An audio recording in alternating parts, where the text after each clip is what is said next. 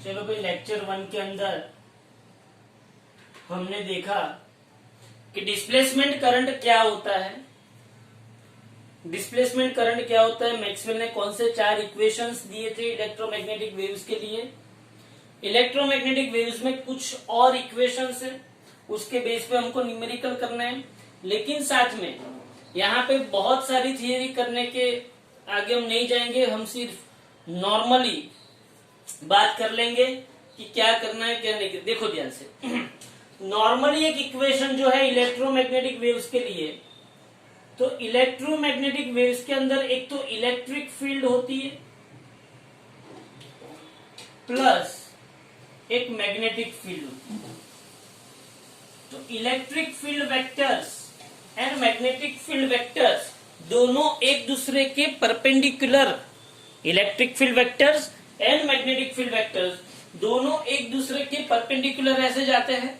Suppose कि electric field vector है, ये मैग्नेटिक फील्ड वेक्टर है, दोनों एक दूसरे के परपेंडिकुलर ऑसिलेशन किया और उसके परपेंडिकुलर कौन जाता है, इलेक्ट्रोमैग्नेटिक वेव। मतलब कि वेव की प्रोपोगेशन की डिरेक्शन, वेव की प्रोपोगेशन की direction electric field vector and magnetic field vector दोनों के परपेंडिकुलर होती है। समझ में आया कि नहीं आया?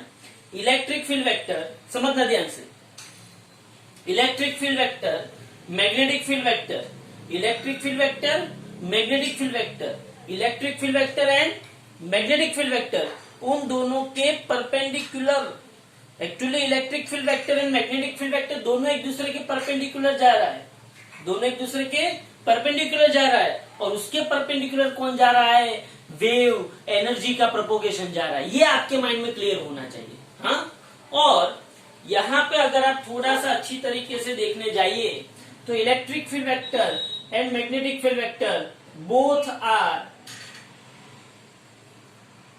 Perpendicular to each other, to each other.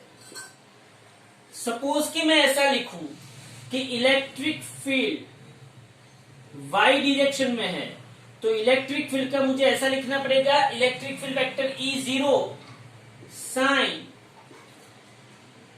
kx minus omega t या तो kx प्लस ओमेगा टी, मैं दोनों लिख सकता हूं।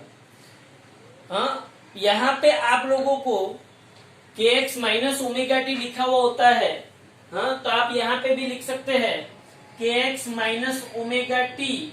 अब यहाँ पे ये जो यूनिट वेक्टर है वो बताता है कि ये कौन सी एक्सिस का है। सपोज कि मैंने ऐसा लिखा कि इलेक्ट्रिक फील्ड वाई एक्सिस पे, कहां पे इलेक्ट्रिक फील्ड, सपोज कि इलेक्ट्रिक फील्ड कहां पे, वाई एक्सिस पे है।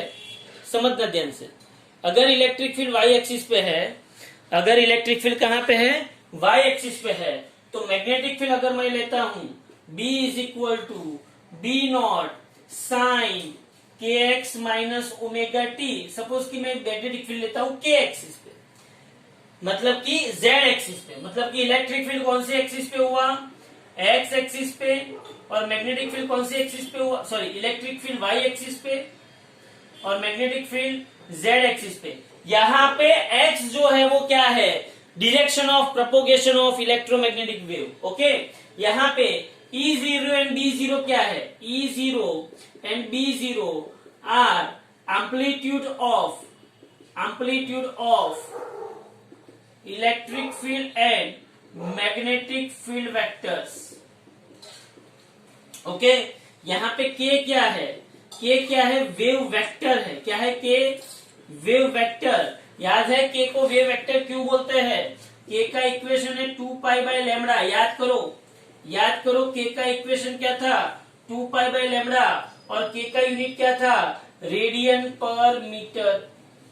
ये क्या है, K का यूनिट है रेडियन पर मीटर। तो K इज इक्वल आपके पास आता है 2 pi by lambda, where lambda is equal to wavelength. Okay, lambda is equal to wavelength. चलो इतना हुआ।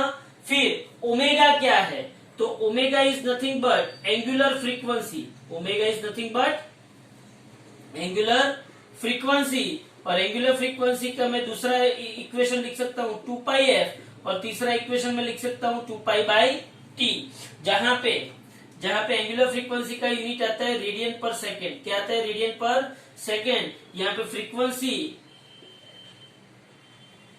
एफ इज इक्वल आता है 1/t, where t is time period. T is time period. ये सब आपको पता है। ओके, तो ये नॉर्मल सी बात हुई कि electric field and magnetic field का ये मैंने इक्वेशन लिखा।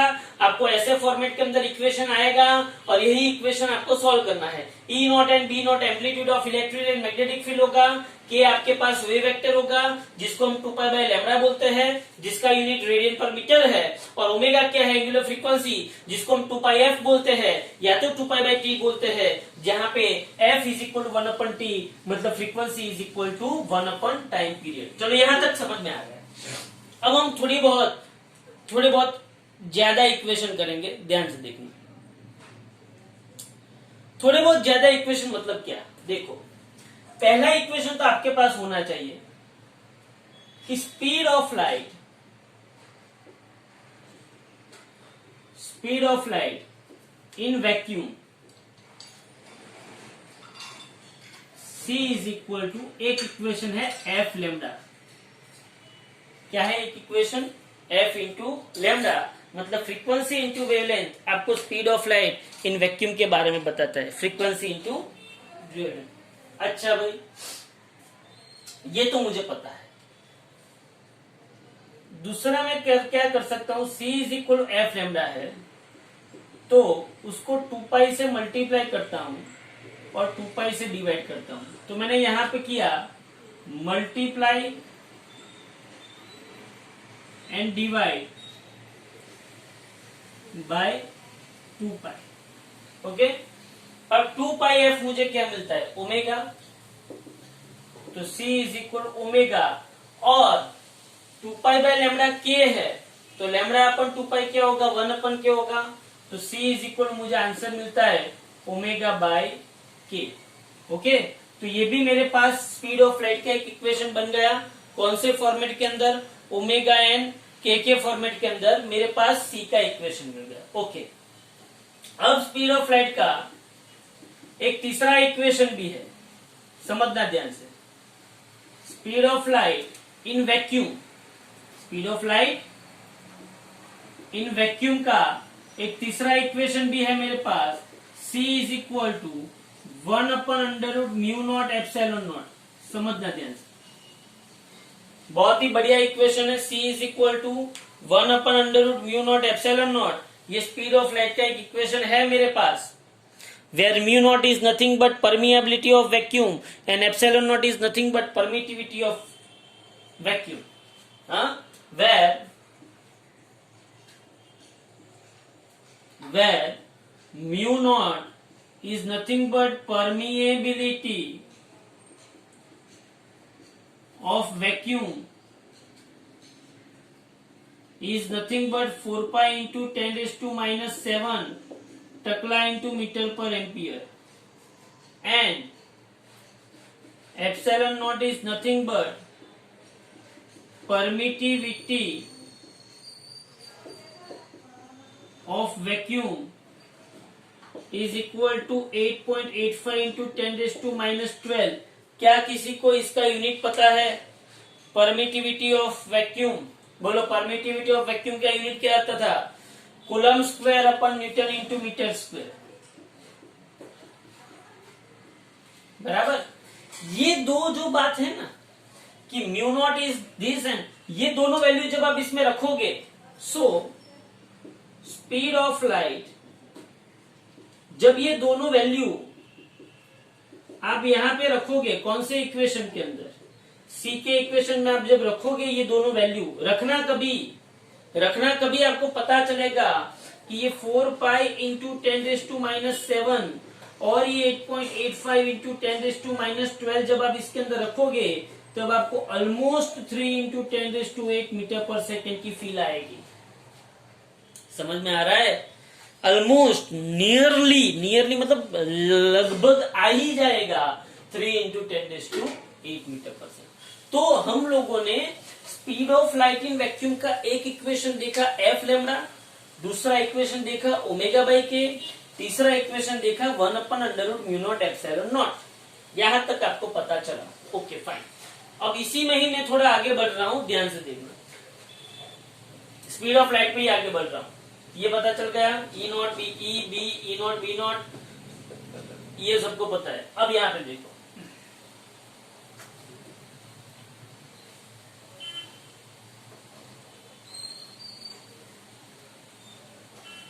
अब speed of light in medium, speed of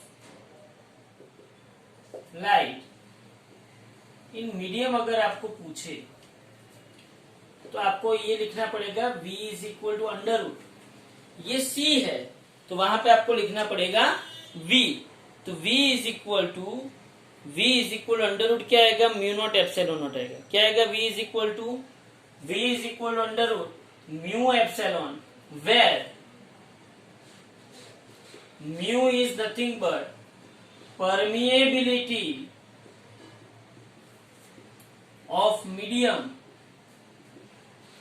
and epsilon is nothing but permittivity of medium। समझना ध्यान से, अब जो बोल रहा हूं वो permittivity of medium, मतलब कि आप लोगों को शायद पता हो तो आप लोगों को 10th में सिखाया गया था रिफ्रैक्टिव इंडेक्स। क्या सिखाया गया था आप लोगों को 10th में?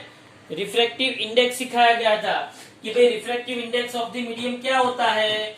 तो कि refractive index of the medium ये होता है कि वो वेलोसिटी ऑफ लाइट जो वैक्यूम में है उसका विथ पार्ट कर देता है। मतलब कि रियलिटी में देखने जाओ तो v is equal to c by n होता है। मतलब कि अगर लाइट वेव्स या तो इलेक्ट्रोमैग्नेटिक वेव्स, याद रखना, अगर कोई इलेक्ट्रोमैग्नेटिक वेव्स मीडियम में एंटर होता है या तो मीडियम पे इंसिडेंट होता है तो मीडियम का रिफ्रैक्टिव इंडेक्स, मतलब कि मीडियम की कैरेक्टरिस्टिक उसकी क्या करती है, स्पीड कम कर देती है। क्या करती है, स्पीड कम कर देती है। ध्यान से समझना इसको, उसकी स्पीड क्या करती है, कम कर देती है। सर एक्सक्यूज मी, ये लेसन का नाम और वगैरह बताओगे आप? हाँ मैडम, चैप्टर नंबर 8। हाँ, नाम क्या है? Electromagnetic waves.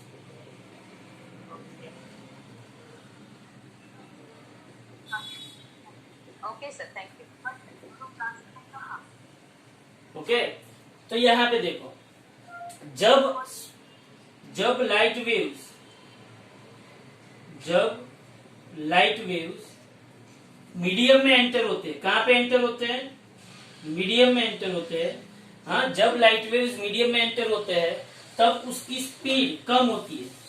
मतलब कि speed of light waves is equal to v is equal to c by n, v is equal to c by n. समझना ध्यान से। तो ये हमको यहाँ पे प्रूफ करना है, कैसे करेंगे ध्यान से समझो।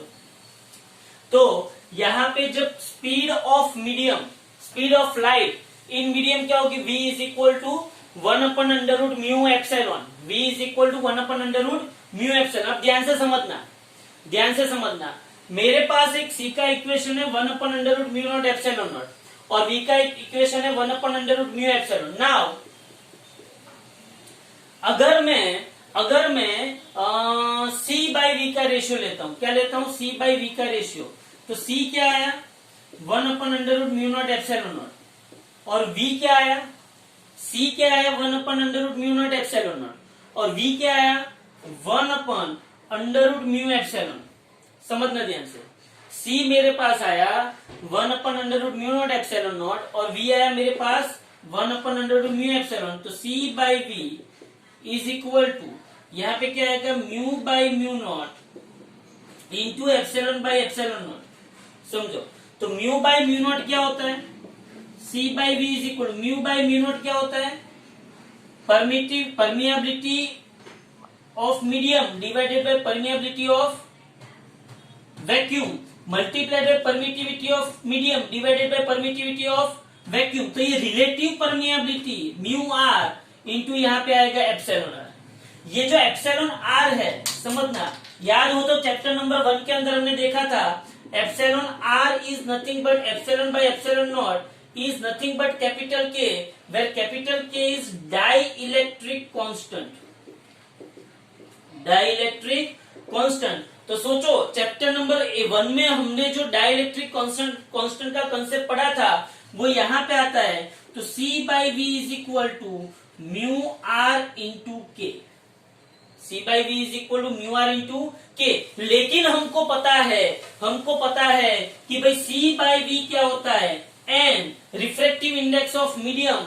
तो यहाँ पे मेरे पास आया C/V is equal to n, तो मेरे पास n इज इक्वल टू आया under root mu R into K. जो 10th स्टैंडर्ड में आपको रिफ्रैक्टिव इंडेक्स पढ़ाया गया था, वहां पे आपको सिर्फ ऐसा बोला था कि रिफ्रैक्टिव इंडेक्स जब लाइट वेव उसके ऊपर इंसिडेंट होती है तो उसकी कुछ कैरेक्टरिस्टिक को चेंज करता है, या तो आपको स्नेल्स लॉ पढ़ाया गया था। लेकिन वही रिफ्रैक्टिव इंडेक्स यहाँ पे, क्योंकि एक बात आप समझ लो, लाइट वेव ले लो, इंफ्रारेड ले लो, एक्सरे ले लो, माइक्रोवेव ले लो, कोई भी आपको रेडियो वेव्स ले लो, ये सभी जो है अल्ट्रावायोलेट वेव्स, ये सब इलेक्ट्रोमैग्नेटिक वेव्स है। और इलेक्ट्रोमैग्नेटिक वेव का एक ही मतलब है,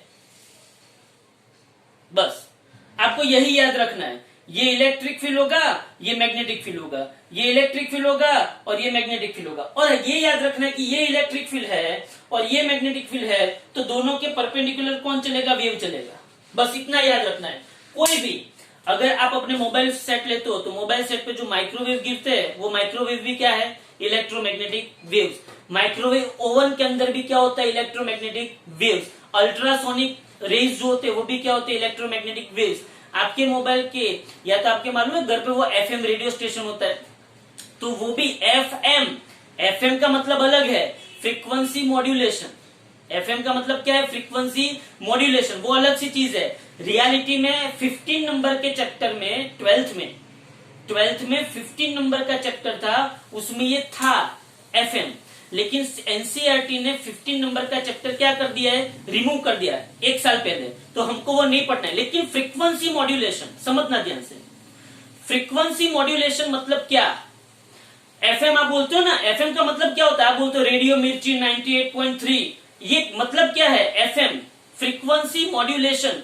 मॉड्यूलेशन का मतलब क्या होता है, आपको अगर खाए पिए बिना यहां से अहमदाबाद भेज दिया जाए, खाए पिए चलते चलते जाओ यहां से अहमदाबाद, आप पहुंच सकोगे, आपकी इंटेंसिटी या तो आपकी जो एनर्जी है वो रिड्यूस होती जीरो हो जाएगी।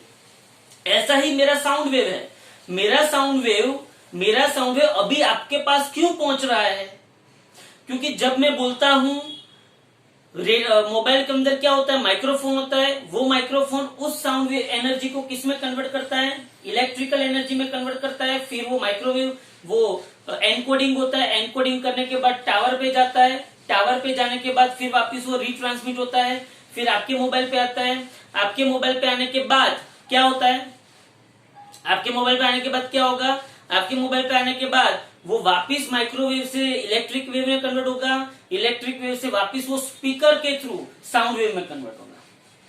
तो उसको यहां लंबा पहुंचाने के लिए उसको क्या करना पड़ता है, उसको मॉड्यूलेट करना पड़ता है, तो वो FM ट्रांसमिट। लेकिन सब जगह पे यही चीज है, आज की दुनिया में सब जगह पे यही चीज है, कौन, इलेक्ट्रोमैग्नेटिक वेव। इसीलिए इसका स्टडी याद रखना, कोई भी मीडियम होगा, याद रखना कोई भी क्या होगा, मीडियम होगा, उस मीडियम पे याद रखना, उस मीडियम पे जब ये इलेक्ट्रोमैग्नेटिक वेव्स गिरेंगे तब ये रिफ्रैक्टिव इंडेक्स की वजह से उसकी स्पीड में क्या होगी, चेंज होगी। बोलो इतना पता चला। तो C is equal to F lambda, C is equal to omega by K, C is equal to 1/म्यू naught epsilon naught, mu naught is equal to 4 pi into 10⁻⁷, tesla is metre per ampere. याद रखना mu naught permeability of vacuum, 4 pi into 10⁻⁷, tesla into metre per ampere, epsilon naught permittivity of vacuum 8.85 into 10⁻12 coulomb square per newton into metre square. ये सब रखा, ये free space के लिए है, ये मीडियम के लिए, बस इतना याद रखना है, फ्री स्पेस एंड मीडियम, बस इतना याद रखना है। अब देखो इसका स्क्रीनशॉट ले लो, चल आगे बढ़ते हैं। अब यहां तक तो मुझे पता चला कि ये C है, ये V है, ये रिफ्रैक्टिव इंडेक्स N है। अब इसको मुझे आगे कौन से पार्ट में कन्वर्ट करना है वो मैं आपको बताता हूं। देखो एक और इक्वेशन C का आया, इसको यहां ही लिख देता हूं। हम C की फैमिली के बारे में लिख रहे हैं, C की फैमिली के बारे में लिख रहे हैं, तो यहां ही लिख देता हूं छोटा सा C इज इक्वल टू, याद रखना E naught by B not है। क्या है C इज इक्वल टू, याद रखना C इज इक्वल टू क्या है, E naught by B not है। ध्यान से देखना, ध्यान से देखना, C इज इक्वल टू यहां पे है E naught by B naught, E naught by B not.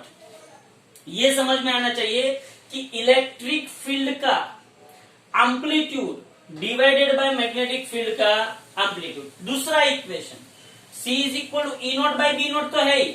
अगर मैं C is equal to E naught को √2 से डिवाइड कर दूं और B नॉट को भी √2 से डिवाइड कर दूं, चलो E नॉट को √2 से डिवाइड कर दूं और B नॉट को भी √2 से डिवाइड कर दूं, तो E नॉट बाई √2 क्या आएगा, E रमेश, अरे रमेश याद करो, V रमेश, V रमेश क्या था, V not by √2, I Ramesh क्या था, I नॉट बाई √2, या तो VM बाई √2 या तो IM बाई √2 था कि नहीं था। तो यहां पे भी जैसे हमने V रमेश I रमेश लिखा था, वैसे यहां पे क्या आएगा,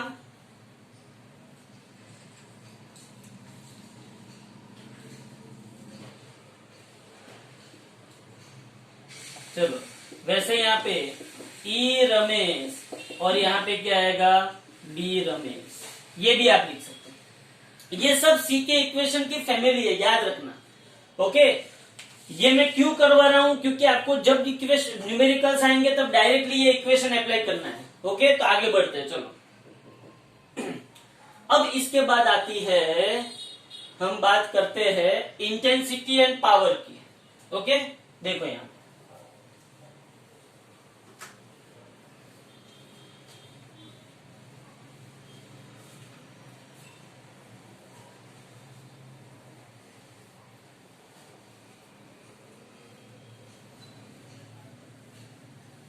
चलो इंटेंसिटी एंड पावर क्या होगा, ध्यान से देखो।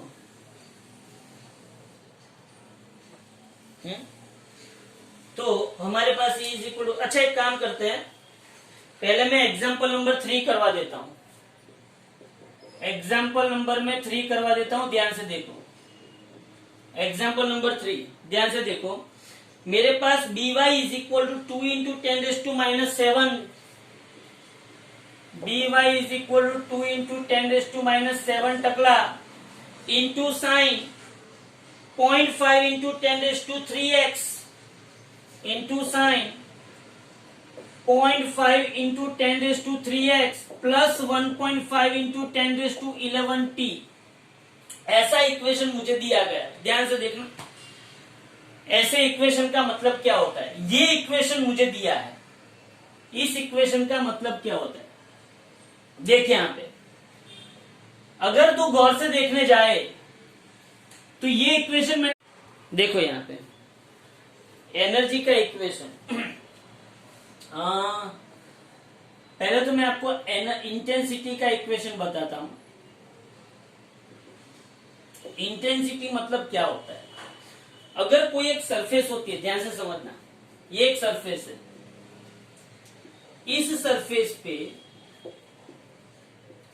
जो लाइट इंसिडेंट करती है, तो लाइट है, तो light is nothing but it is energy.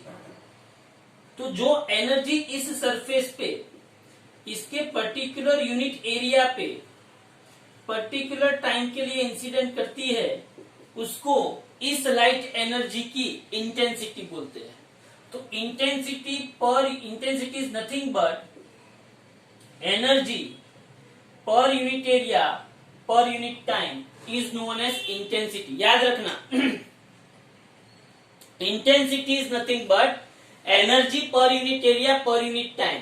अब एनर्जी जो है उसका यूनिट जूल है, एरिया का यूनिट मीटर स्क्वायर है और टाइम का यूनिट सेकंड है। ध्यान से समझना, intensity is nothing but energy per unit area per unit time. तो ये एनर्जी का यूनिट जूल है और टाइम का यूनिट सेकंड है और एरिया का यूनिट मीटर स्क्वायर है। तो एक उसका यूनिट क्या है, joule per metre square into second, but joule into second क्या होता है, वाट, क्योंकि आपको पता होना चाहिए एक वाट इज इक्वल टू एक जूल पर सेकेंड, एक वाट इज इक्वल टू क्या होता है, एक जूल पर सेकेंड, ध्यान से समझ लो। तो इंटेंसिटी का दूसरा यूनिट क्या आएगा, वाट पर मीटर स्क्वायर, क्या आएगा इंटेंसिटी का दूसरा यूनिट, वाट पर मीटर स्क्वायर। कितना हो गया इंटेंसिटी, हाँ, energy per unit area per unit time. अब energy density of electromagnetic waves, ध्यान से अब सुनना, ध्यान से सुनना। दो इक्वेशन हम लोग करेंगे, एक इक्वेशन आएगा रो ई स्क्वायर आर एम एस, और दूसरा इक्वेशन आएगा बी स्क्वायर रमेश अपन म्यू नॉट।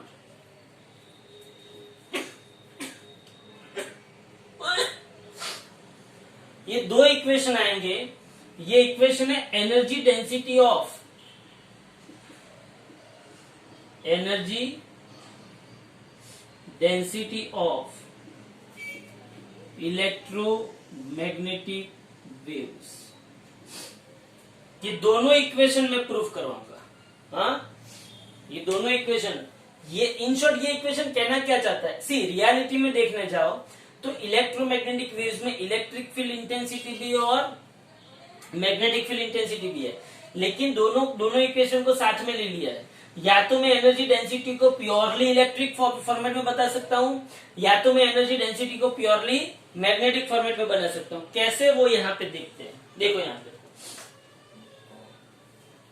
जैसे कि मैं आपको ऐसा बोलूं कि रो ई का इक्वेशन किसी को याद है, half epsilon zero E square था, याद आ रहा है 7th चैप्टर के अंदर, rho E is equal to half epsilon zero E square naught था, स्क्वायर आरएमएस था।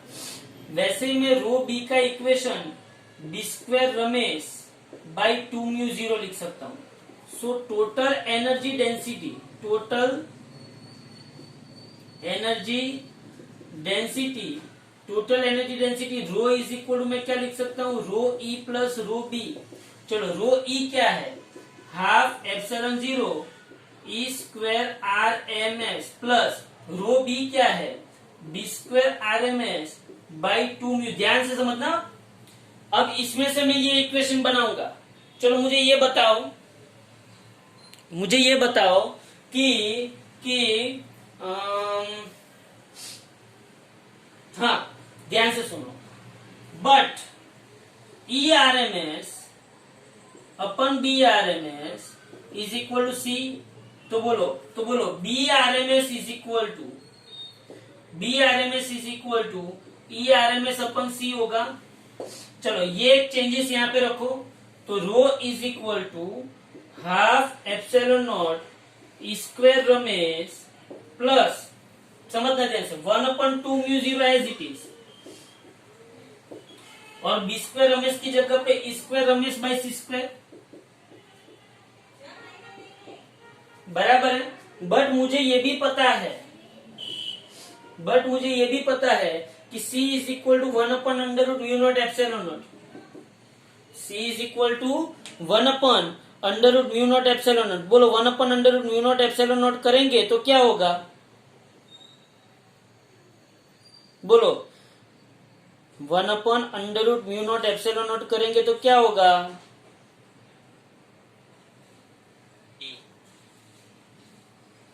C is equal to 1/√ mu naught epsilon naught, तो C square is equal to 1/म्यू नॉट एप्सिलॉन नॉट होगा। तो बोलो यहाँ पे rho is equal to half epsilon naught square R M S plus 1/2 mu naught ये square R M S into C square, मतलब क्या होगा, म्यू नॉट एप्सिलॉन नॉट होगा, 1/c स्क्वायर मतलब म्यू नॉट, तो म्यू नॉट कट हुआ। तो बोलो half epsilon naught square R M S plus half epsilon naught square Ramesh, तो हाफ क्या हो गया 1, तो रो इज इक्वल मेरे पास क्या आया, epsilon not E square Ramesh. समझ में आया मैंने क्या क्या चेंज किया, एक ये और ये क ये। अगर आपको बी के फॉर्मेट में लाना है, किसके फॉर्मेट में लाना है? बी के फॉर्मेट में, तो यहां पे आप क्या कर दो, E R M S is equal to C into B R M S, और यहाँ पे तो वही का वही करना है और कोई चेंजेस करना नहीं। तो आपको यहाँ पे मिल जाएगा B square Ramesh by mu naught. ये है energy density of electromagnetic waves. 2 mark में पूछा जाता है ये, energy density of electromagnetic waves. देख लो इसको।